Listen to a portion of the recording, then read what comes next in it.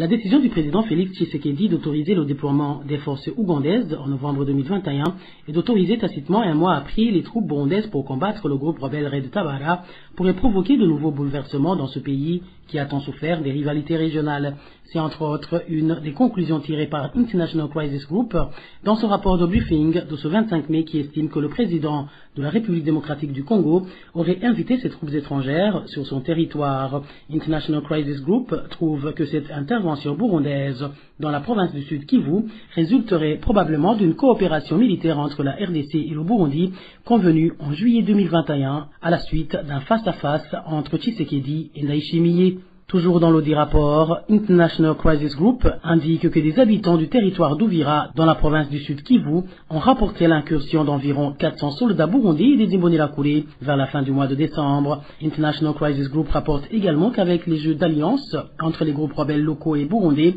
l'armée burundaise aurait subi de lourdes pertes. Cependant, comme le souligne cette organisation, le Burundi a nié à plusieurs reprises que ses troupes se battent en RDC au moment où le gouvernement congolais a opté pour le silence radio sur la question. Dans ce briefing, l'organisation International Crisis Group regrette également que la réunion tenue en avril dernier à Nairobi a contre toute attente mis davantage l'accent sur les négociations avec des groupes armés congolais plutôt qu'étrangers. Ici, ce groupe de chercheurs précise qu'ils ont bricolé à la hâte une première série de pourparlers avec les chefs des 18 groupes armés, mais des négociations auxquelles certains des groupes les plus violents et les groupes armés étrangers tels que les ADF, Red Tabara et les FDLR n'ont pas participé, selon toujours ce groupe. International Crisis Group estime donc que le Kenya devrait pousser le président Tshisekedi à élaborer un plan global avec l'aide de l'ONU qui pourrait aider à façonner les contours de l'effort. Pour cette ONG, Félix Tshisekedi et Uhuru Kenyatta devraient également tâcher de ne pas investir trop de capitaux